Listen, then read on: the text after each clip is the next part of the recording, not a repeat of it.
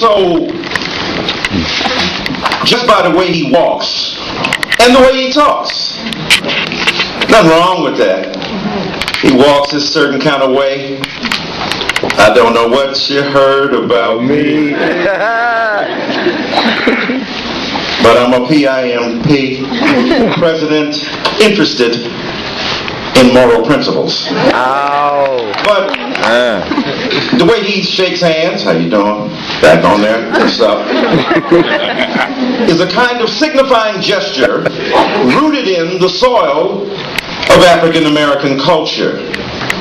The way he talks, in defeat or in victory, calm and collected. Winning, they said, this day would never come. But then on the second line, he has to stretch it out. They said, that's a beautiful thing. That's black rhetorical traditions rooted in an understanding that glissando, moving from one pitch quite rapidly to another, is part and parcel of the melismatic authority of black oratorical wizardry. Because how you say what you say be important, because sometimes we ain't going to hear what you say unless you say it in a certain way. But the mistake many people make is that because you got style and was saying what you saying, you ain't saying nothing. Now think about it.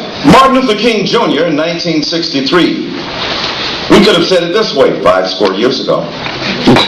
A great American in whose symbolic shadow we stand today signed the Emancipation Proclamation. The other one really ain't. I know it. We live in an era of enormous developments and extraordinary advance and progress for black people. Who could not be proud of a 47-year-old black man who came from nothing? And he came from central casting as well. I mean, mama white, daddy black, daddy left, mama moved, grandparents came in, Hawaii, Indonesia, Occidental College, do a little recreational activity on the side that may not be exactly legal. Go on to Columbia University, get yourself together, become community organizer, get a degree at Harvard Law School, come back and become a state senator, then become a U.S. senator, and then you the president, having given a remarkable speech in 2004. 4 years ago, nobody hardly knew your name.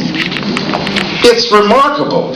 Some would say the hand of God. Some would say divine destiny. Some would say kismet or karma. Some would say it's the order of the universe. Whatever it is, as James Brown say, whatsoever it is, make it funky. But the concatenation of events, the colliding of fate and destiny, hope and history, what has emerged is this enormous moment of possible meaning that is unleashed in America as a result of the ascent of Barack Obama. And it has not been an easy ascent because millions like you worked for that. White and black and brown and red and yellow, Latino, Asian, Native American, African American, people of every stripe and class and culture and color came together, and people all over the world were just amazed by this. He goes to Germany and 200,000 folk out there just to hear Biggie Smalls speak. 200,000 people gathered to hear a man not yet the president speak. All over Europe, the markets were fluttering. The positive contributions of black people are vowed under race, of Latino people under race, of struggling peoples against the dominant mainstream under race. Blackness itself is seen to somehow be problematic. I don't want to be post-racial. I really can't. I'm 50 years old. This is all I know how to be right about now. It's too late to change my major. Why would I want to? Why would we want to deny Barack Obama his black identity when in part that's what drew us to him? We know more broadly it was his political ideals. We know more broadly it was the way in which he was able to convince America that he was the supreme representative of the democratic lifestyle, and that he would be the most exemplary and eloquent and elegant expression of that before the world. He would become the grammar of democratic possibility articulated in the mainstream of American political life. So none of that had anything to do with race. We have to acknowledge that. But he did it as a black man.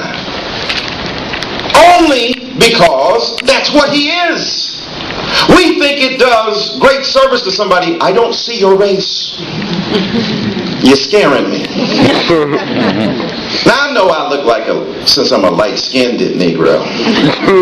From a distance you might assume I wasn't a brother. But when you see me coming up close, you got to see that the bona fides are established in multiple fora. And what's interesting is that you do me no service to say, I don't see your race at all. I'm colorblind. How horrible a prospect. Because I see you Irish, I see you Italian, and I love it. I see you are Native American, I see that you are black, I see you are brown. When I look at the rainbow, it's beautiful because of the contrasting colors that have been unified in the prospect of the post-rain scenario. Alright. That's why it's beautiful. Not just all of them at the same time in the same color. It wouldn't be no rainbow. So we don't have to deny the legitimacy of yellow and red and brown and green huing